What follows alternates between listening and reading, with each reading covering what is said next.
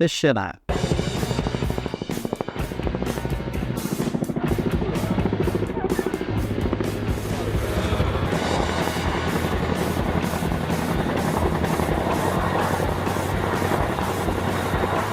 Known for its famous blade slap sound, the Chinook is an icon of aviation, not just in the UK but internationally.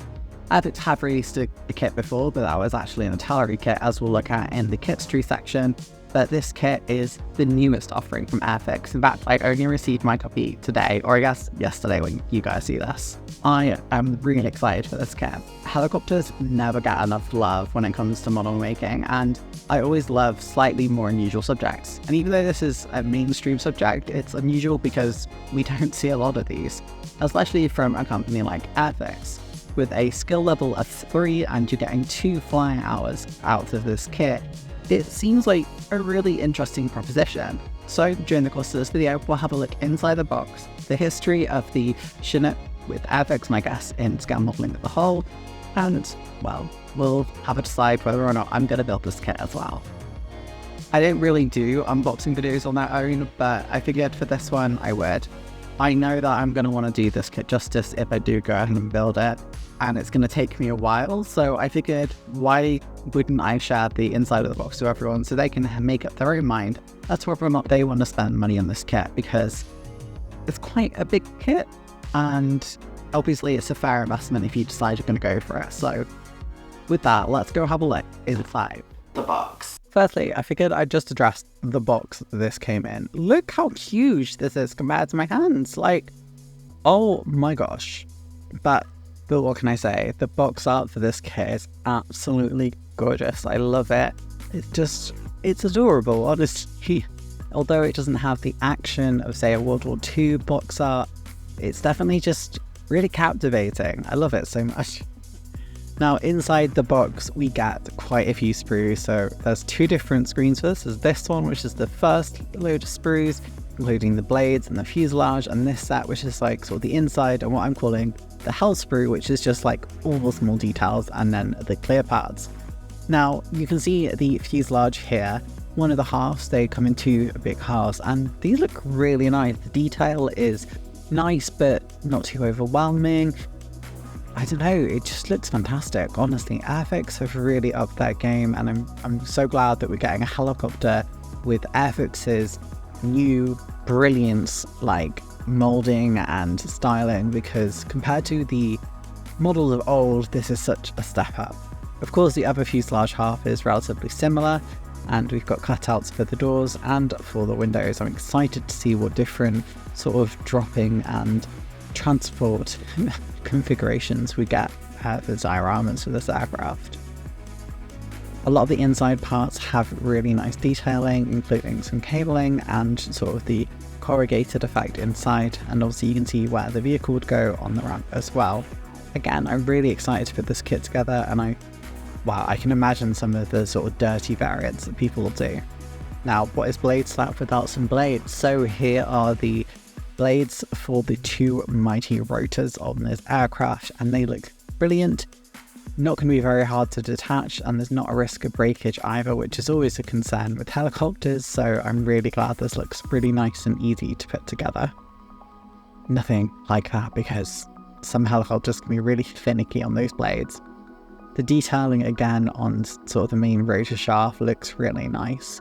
Although this is a larger helicopter and it does lend itself to be much easier to get the detail there, it still requires a modeler to put that there initially, and this has got the right level for me. It's enough for me to feel like it's a really modern kit, so I really like it. Again, more of the inside of the model, we have the lovely detailing that will be on the ground of the I guess the ground or the belly of the Chinook on the inside, and the smoother exterior that we'll have on the outside. It's worth saying as well that the cockpit does look relatively detailed in this kit. Not like super detailed, like you definitely could put some photo etch in there if you wanted to, but it's definitely not a bad starting point, especially again compared to the kits that we previously had for the Boeing Chinook. But yeah, it looks really nice.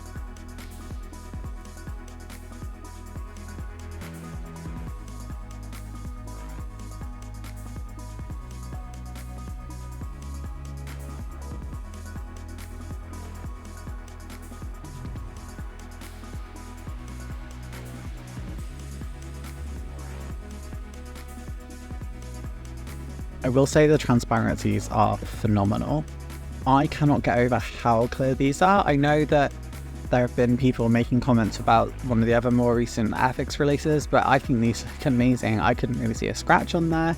I've wrapped them back up in bubble wrap for me to save until I actually do them, but these genuinely look amazing. Like, really some of the clearest clear plastic I've ever seen in my entire life. Like, no color distortion, nothing. It's fabulous.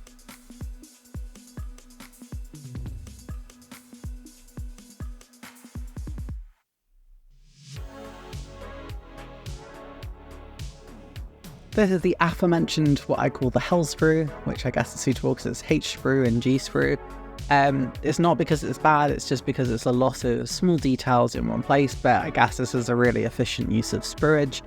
I'm going to do some close-ups of them so you can see the parts in more detail.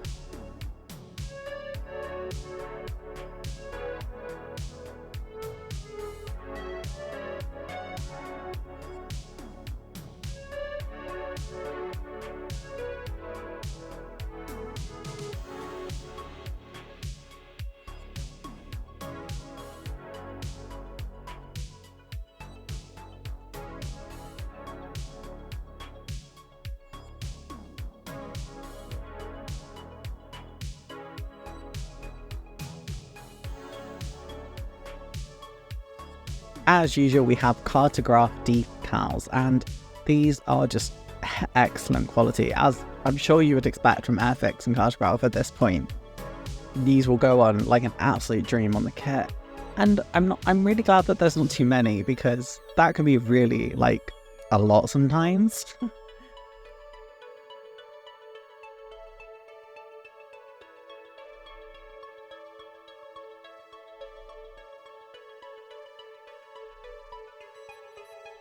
Well, as for the instructions, these again are pretty straightforward. Now, this is a more complicated kit. It's, I think, skill level 3, so it's a much more difficult kit, quote unquote, compared to, a starter kit or even just one of the more simple kits like the Nat. But that shouldn't really put you off. These instructions are clear enough, especially with the red highlighting for bits you're actually doing, which I really like Airfix doing, and I know some other manufacturers have started doing it, and I think it's really great to help people really easily see what they're doing and where it's going, because it can be really difficult to follow sometimes. I really like the instructions in this kit, and I'm looking forward to building it. Just so you know, when I start it, I'll probably feel different, but I mean, I've seen the complete one of this, and you can see that in some of the model shows I've been to, because it looks spectacular, so I'm really excited to get started on this at some point. As we keep going, you can see that it's a lot of really small bits, but it comes together really quickly. You get the overall Chinook shape almost immediately. And I'm glad to see that the sort of canopy glazing goes in right at the end, because I would hate for that to go in at the start, especially on the side windows. It's good that they go in at the end as well, because you can get this thing probably pretty much painted before you have to put it all together. If you're one of the people who doesn't like masking clear parts, because I know that's quite a common problem. And again, putting the blades on right at the end saves a lot of breakage problems. Stenciling detail is included, but of course, full colour representations of the two Chinook schemes are included for Falklands and in the Gulf. So you can make either of them, and it's easy to tell what you need to do and why you need to do it. What an amazing kit. I guess now that we've had a look inside the box, we should have a look at the history of the kit. So the kit history, as I call it, as we said, it's been made by other manufacturers before and also released by Airfix. So let's go and have a look. Unfortunately, you can't see me in the timeline today, as I normally would be here, but we'll definitely have that back in the future. Now, Airfix has released a version of the Chinook before back in 2001, but this was actually a Tellerys version that was released originally in 1995 and was released under several other brands, including Revell as well. Airfix did re-release that kit in 2008, alongside, of course, the Tellery and Revell, with Revell re-releasing the kit all the way up until 2020. Obviously, this new version is Airfix's new tool, and so this is the only version. It's interesting that historically, the Chinook had a lot of releases even though a lot of them were re-releases such as like Academy, Airfix, Revel, it also had variations under things like, you know, Matchbox. So this is now like hopefully the start of the Chinook getting a bit more love and attention, because I'd love to see some more variants, including the more modern RAF variant of the Chinook, because helicopters don't seem to get a love. I mean, I've only built one helicopter so far, and that was a Gazelle in Yugoslavian colours, which you can see on my website.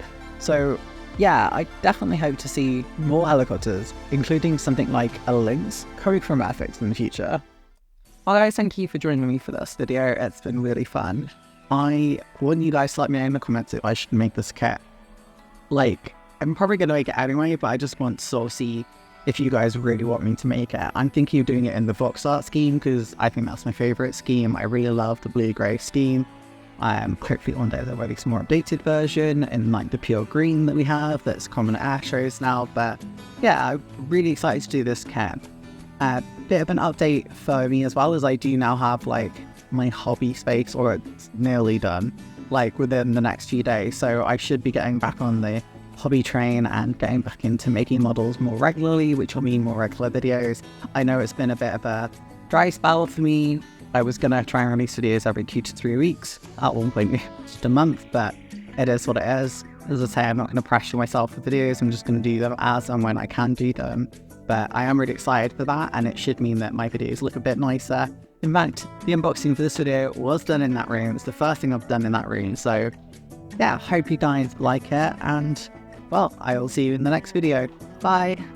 Thank you to all my channel supporters. Of course, a shout out goes to my advanced kit level supporters, and that includes Bob and Genevieve Albridge, David Barber, Taggers365, Jeff Dioramas, Iron Jew, and the 2 longest supporters of the channel, we have Crazy Loacher and Explosive Water. Thank you guys so much. If you've enjoyed what you've seen here today, make sure to like the video, drop a comment down below, and subscribe to the channel. I really enjoyed you being here and, wow, going through this journey with me. And there's a recommended video here just for you.